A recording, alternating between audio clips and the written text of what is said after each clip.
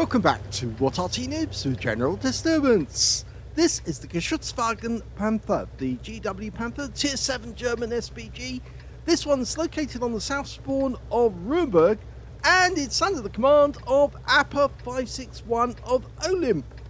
And yes, OLIMP now has a clan in the NA server as also on the EU. Game on! 15cm howitzer capable of 600 alpha and penetrating 39mm of armor with standard ammo, and we've got the extra stun and armor piercing as well. Okay, he hasn't moved very far, and you don't have to actually, because in this game it's all about getting the right angles on the enemy. You can see here from this position he can actually hit some of the enemy tanks that are going up onto that stand area, so this is a very good position to hit the enemies that are in the town, also the ones that are up in the field. So tactically it's all about getting the right angle on the enemy and not being seen. A lot of players think yeah, they have to go to the same positions every time. Not so. Oh no, that's unfortunate. He had an occluded reticule. Half of the reticule was missing, and that must have been because something was blocking the shot. He fired the shot in, it actually hit the bit that was missing. Yes, it hit the building that was causing the problem. But he's reloading, and this time around he's got a full reticule, and he gets a direct hit on the Conqueror, 295. You can see where the enemy RT is located. They're in that little alcove again. You see, that's obviously an RT player who is using the same positions just about every time. Doesn't always work. You can get spotted. Rounds out. Oh, it landed behind the KV5. Now he's having a quick look over here because the enemy RT is probably in reload. Now the enemy RT is a Crusader SP, and I suspect that he might have the top gun. If he had the stock gun, he'd be firing once every 10 seconds or so. But if he's got the top gun... Oh, that was very close. Yes, he wasn't in the bushes, actually. He was just to one side of them. And Appa's just suddenly noticed that, so he now knows where the enemy RT is. But that RT probably did get splashed, in which case he's probably aware that there's a counter battery in progress. Rounds out. Direct hit, and he managed to get 2 stuns on this one. Oh, loads of stun assists. That's going to help him. The more stun assists you get, the more likely you're going to get an ace tanker. Yes, Wargaming kind of revealed their cards when people with low damage score games were actually getting loads of stun assists, and they get ace tankers out of it. A lovely direct hit there on the KV3. 228 upper plate, and he splashed the Conqueror at the same time for 97. So a well-placed shot can actually yield damage from 2 different tanks at the same time. In fact, sometimes when enemy tanks gather together, it's just too tempting to hit them all at the same time. Okay, rounds out. Again, he gets some more damage off that KV3. And more stun assist as well. Yes, even just playing with these bushes or using these bushes means that you're playing the shell game against the enemy, because the enemy RT doesn't know which set of bushes you're going to be behind with the next shot. Okay, fired that one in. There's the building. You can see the building that actually obscured the shot. He had a partially obscured reticule. At the moment you can see it's a half circle, and he's got a red line occasionally. That red line means there's something blocking the shot.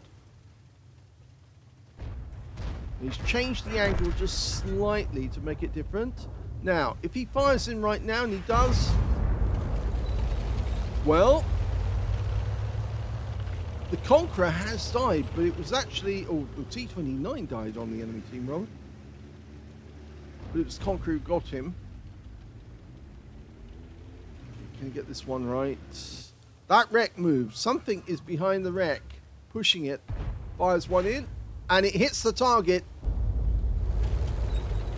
Now there was Conqueror just behind the KV3 earlier, so I suspect the Conqueror is pushing the wreck of the KV5, and the KV-3 is just slightly to one side.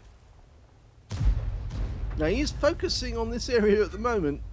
There are other tanks that he could actually have a go at, especially one that his teammates are indicating in the rear, and that happens to be, I think it's a Char Future 4 up in the northeast corner of the map.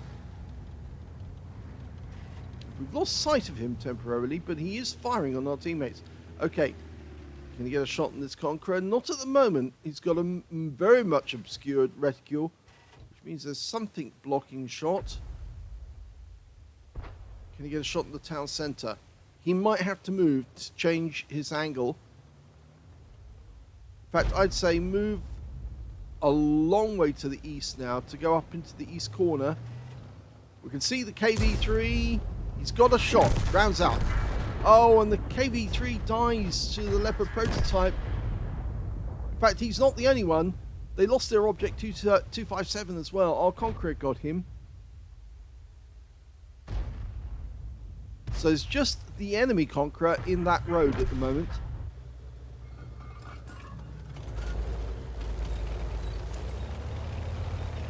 Sometimes it can be advantageous, actually, not just to sit behind a bush, but actually sometimes to move into a space in the open, just in case it gives you a better angle on the enemy.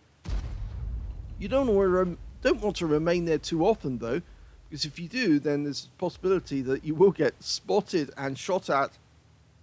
But now he can go after that Conqueror. He's lining him up, rounds up his rear, rounds out, direct hit, and it's tracked him. He won't be happy about that. Now we can see the UDAs off to one side. He's taking fire. The Conqueror goes down and he picks up the stun assist, or rather that was a track assist, that one. And now he's going for the UDAs, almost loaded. Oh, the UDAs hits our Wizzy 114, and we fire the round in, and oh yes, he got him! Wiped out the UDAs. That's his first kill of the game. Now we're focusing on the field. The enemy Crusader's about to get wiped out by our LT-432, who's found out where he is. And he did get a shotgun on our LT-432, but I think he's about to go down. And he has. So now we're attacking these tanks in the field. There's a Char Future 4 and also a Bisonte C45 somewhere around here. And we could fire at the bushes. You sort of like shake up the bushes to get them discovered. Our teammates are moving past the cap. There's the Bisonte. They line up the shot. Fires a bit late. He does get some stun, and he's getting stun assist. In fact, he's picked up a lot of stun assist now. And there goes the Bisonte. So that means the last enemy is the Char Future 4, is probably in these bushes up here. In fact, there he is. He's in the open. Rounds out. And he gets the stun. And he's picking up loads of stun assists, so this is really going to help this game. Okay, he's lost his stun, but he's the last enemy, so the game's going to be over momentarily. Rounds out. Last shot. Oh! He dies before our shell arrives, so game over.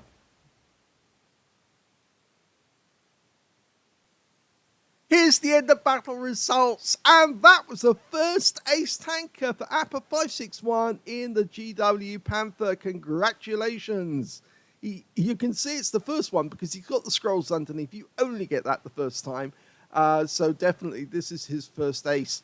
He also managed to get a Bruiser medal for getting at least 5 critical hits. He got 6 in this one, and his win rate was 2007, which is very good. Let's have a look at team score. Well, he's not the highest damage in this game. Note that went to the Striv S1, who managed 3,854 hit points, but it wasn't enough to get a high caliber. Second highest damage was the Char Future 4 on the enemy team with 3,376. So that's why our teammates were indicating him like mad on the minimap to try and hit that guy, because of course he was causing them problems. And the third highest on damage was the Skoda T50 on the enemy team with 3,059. Unfortunately, Appa only got 1,513. He wasn't actually getting actual damage. He was getting stun assist and damage assist, and that's why he got the ace tanker. When it came to kills, we can see that the high scorers were the Striv, the Type 59, and the Skoda T50 all got 3 kills apiece. Again, Appa only got 1 kill out of the game, the UDEVs. And when it came to base XP, he was top of the table. Look at that, 1,140 to him, 1,084 to the Striv S1. They were the only 2 players who managed to get over 1,000 base in the game, with the Conqueror getting 985 just behind them. You can see he fired 16 rounds in the game, got 6 direct hits, no penetrations, but 15 splash. Damage of 1,513, all of it at more than 300 meters. Damage 4 of the enemy, kill 1.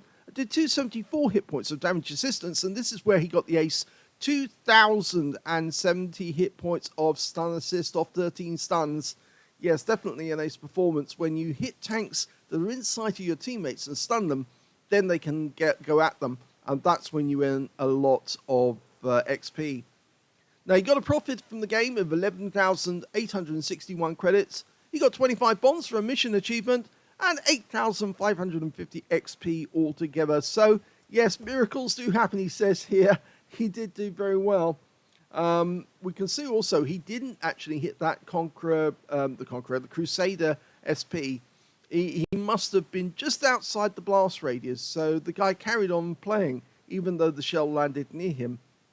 It probably gave him a warning, but he probably didn't think anything more about it. But it really is down to stun assist. Sometimes you get enough stun on the enemy, then it really counts. And as I say, it's always worthwhile watching where your teammates are looking, where they're firing, where they're moving. Because if you can hit the enemy that's directly in front of them, the ones that they're shooting at, and stun them, not only enables them to get easy shots because their enemy can't fire back as quickly as they would like to, but it also massively increases your chances of getting an ace tanker game in the end because you get so much stun assist out of it. I hope you enjoyed that replay. If you did, please give this video a like, do subscribe to our channel, leave a little comment down below because it feeds the algorithm, and thank you for watching.